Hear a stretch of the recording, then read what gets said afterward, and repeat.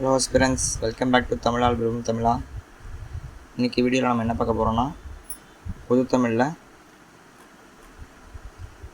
அழகு எண் 7 இலக்கியம் தமிழறிஞர்களும் தமிழ் தொண்டும் 15 கேள்விகளில் கேட்குறாங்க. திருக்குறள் தொடர்பான செய்திகள் 20 அதிகாரங்கள் மட்டும். அதில் நம்ம ஆல்ரெடி ஒழுக்கமுடைமை, குறையுடைமை பார்த்தாச்சு. இப்போ நம்ம பார்க்க போகிறது ஊக்கமுடைமை.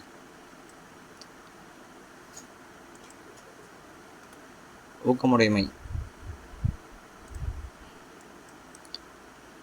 முதல் திருக்குறள், உடையர் எனப்படுவது ஊக்கம் அஃதில்லார் உடையதுடையாரோ மற்று. அப்படின்னா, ஒருவர் தனக்காக சொத்து, சுகம், பேர், புகழ் எவ்வளோ வச்சுருந்தாலும் அது அவருடையதுன்னு இல்லை. ஆனால் ஊக்கம்னு ஒன்று இருந்ததுன்னா அதுதான் அவரோட முக்கியமான உடைமைன்னு சொல்கிறாங்க. ஒருவர் ஒன்றை உடையவர் எனின் அவர் ஊக்கத்தை உடையவரே.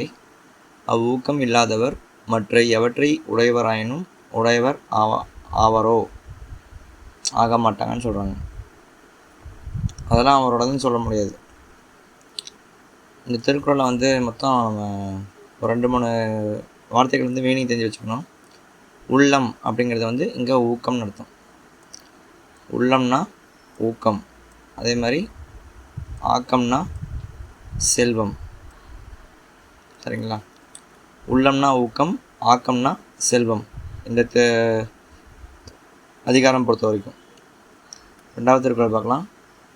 உள்ளம் உடைமை பொருளுடைமை நில்லாது நீங்கிவிடும். இங்கே உள்ளம்ங்கிறது ஊக்கம். இங்கே என்ன சொல்கிறாங்கன்னா, ஊக்கம் உடைமையே நிலையான உடைமையாகும்.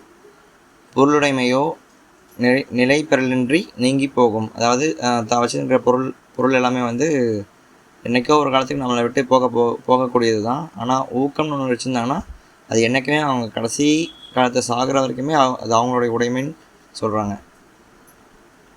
நெக்ஸ்ட் ஒன், ஆக்கம் இழந்தேமென்றல்லாவார் ஊக்கம் ஒருவந்தம் கைத்துடையார். இந்த குறளுக்கு என்ன மீனிங்னா, ஒருவர் ஊக்கம் அவரோட கைப்பொருளாக வச்சுருக்காருன்னா அவர்கிட்டருந்து ஆக்கம்ங்கிற என்னென்னு சொன்னால் செல்வம். அவங்க எவ்வளோ செல்வத்தை இழந்துட்டாலையும் அதை பற்றி அவங்க நினச்சி ஃபீல் பண்ண மாட்டாங்க. என்ன சொல்கிறாங்கன்னா, ஊக்கத்தை உறுதியான கைப்பொருளாக உடையவர் எம் செல்வத்தை இழந்தே விட்டோம் என்று வருந்தி கூறும் நிலைக்கு ஆட்படார். அந்த நிலைக்கு அவங்க போக மாட்டாங்கன்னு சொல்கிறாங்க. சரிங்களா? நெக்ஸ்ட், ஆக்கம் அதிர்வினாய் செல்லும் அசைவிலா ஊக்கமுடையான் உடை. இந்த குறளுக்கு என்ன மீனிங்னா, ஒருத்தர்கிட்ட அசைவிலா அப்படின்னா தளராத ஊக்கம் உடையவனிடத்து வழிகேட்டு செல்வம் தானே வந்து சேரும். தளராத ஊக்கம் உடையவரிடத்தில் வழிகேட்டு செல்வம் தானே வந்து சேரும். ஆக்கம்னா செல்வம், அசைவிலானா தளராத. சரிங்களா? தளராத ஊக்கம் இருக்கவங்ககிட்ட தான் செல்வம் அவங்க தேடி போக தேவையில்ல. செல்வம் அது அவங்களோட அட்ரஸை கேட்டு போகும் அப்படின்னு சொல்கிறாங்க. நெக்ஸ்ட் வெள்ளத்தனைய மலர் நீட்டம் மாந்தத்தம் உள்ளத்தனைய உயர்வு.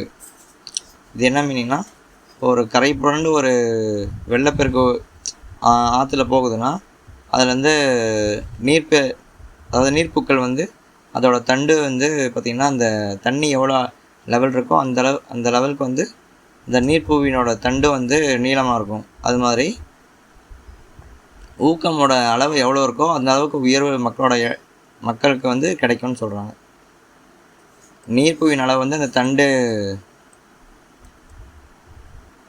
அந்த நீரோட அளவுக்கு எப்படி இருக்குதோ அந்த அளவுக்கு மக்களோட அளவு ஊக்கம் எவ்வளோ இருக்கோ அந்த அளவு அவங்களுக்கு உயர்வு இருக்குன்னு சொல்கிறாங்க.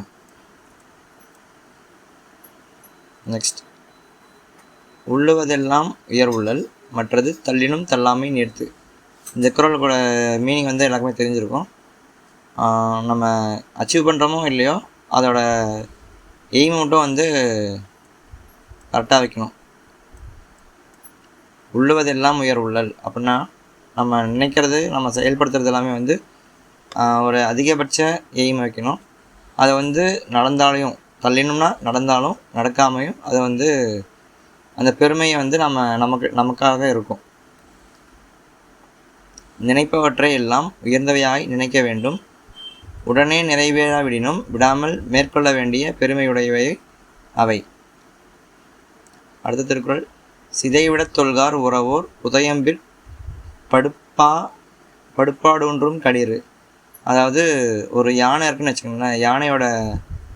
யானையோட உடம்பு ஃபுல்லாக வந்து இந்த அம்பு தாக்குதல் இருந்தாலையும் அந்த யானை வந்து அதோட கடமையில் வந்து சோறாமல் வந்து தன்னோட பலத்தை வந்து ப்ரூஃப் பண்ணும். அது மாதிரி வந்து ஊக்கமுடையவர்கள் வந்து அந்த தமக்கு அழிவே வர இடத்து, அது சிதைனா வந்து அழிவு வர இடத்துல வந்து தன்னோட கடமையில் வந்து சிறிதும் சோர்வடைய மாட்டாங்க. அடுத்த குறள். உள்ளம் இல்லாதவர் எய்தார் உலகத்து வள்ளியம் என்னும் செருக்கு.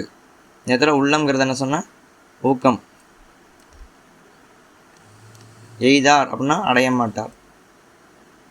பரந்த உலகில் யாம் கொடைத்தன்மை உடையோம் என்னும் பெருமையை ஊக்கமில்லாதவர் என்றும் அடைய மாட்டார். அதாவது ஊக்கம்னு ஒன்று இருக்கவங்க வந்து இந்த தங்கிட்ட இந்த என்கிட்ட இருக்குது அப்படின்னு சொல்லி காமிச்சிக்க மாட்டாங்க. பரந்த உலகில் யாம் கொடைத்தன்மை உடையோம் என்னும் பெருமை ஊக்கமில்லாதவர் என்றும் அடைய மாட்டார். ஊக்கம் இல்லாதவங்களுக்கு வந்து அந்த செல்வம் வந்து சேராது. அந்த செல்வம் வந்து சேரலைன்னா அதாவது தங்கிட்ட இருக்கிற பொருளை வந்து மற்றவங்கள்ட்ட கொடுத்து பழகணும். அப்படி கொடுத்து பழகினா தான் வந்து அவங்கள்ட்ட செல்வம் வந்து சேரும். ஊக்கம் இருக்கிற இடத்துல மட்டும்தான் அந்த இது இருக்கும். உள்ளம் இல்லாதவர் எய்தார் உலகத்து வெள்ளியம் என்னும் செருக்கு. அடுத்த குறள். பரியது கூர்ங்கோட்டதாயினும் யானை வெறுவும் புலிதா குறின். இதுக்கு என்ன மீனிங்னா வந்து பரினா வந்து பெரியதா, அதாவது யானை வந்து மிகவும் பெருசாகவும் அதோட கொம்பு வந்து மிகவும் கூர்மையாக இருந்தால் கூட புலிக்கு இருக்க ஊக்கத்தை புலி வந்து ஊக்கமாக அதை போய் தாக்கும்போது அந்த யானையே பயந்து ஓடும் அப்படின்னு சொல்கிறாங்க. ஊக்கத்தோட ப்ளஸ் பாயிண்ட்டு இந்த இடத்துல சொல்கிறாங்க. அடுத்த குறள். உரமொருவர்க்குள்ள வெறுக்கை அஃதில்லார் மரமக்கள் அதலே வேறு. அதாவது ஒருவனுக்கு உள்ளத்தில் உள்ளதாகிய பெருவெள்ளம் ஊக்கமேயாம். அதாவது பெருவளம். ஒருத்தருக்கு மனசில் இருக்கிற ஊக்கம்தான் வந்து மிகப்பெரிய வளம்னு சொல்கிறாங்க ஒரு மனுஷனுக்கு. அது இல்லாதவங்க வந்து மரத்து கூட வந்து வள்ளுவர் கம்பேர் பண்ணுறாரு. அவங்க இருக்கிற ஒரே வித்தியாசம் வந்து மக்கள் என்னும் பெயரும் வடிவமும் வந்து இந்த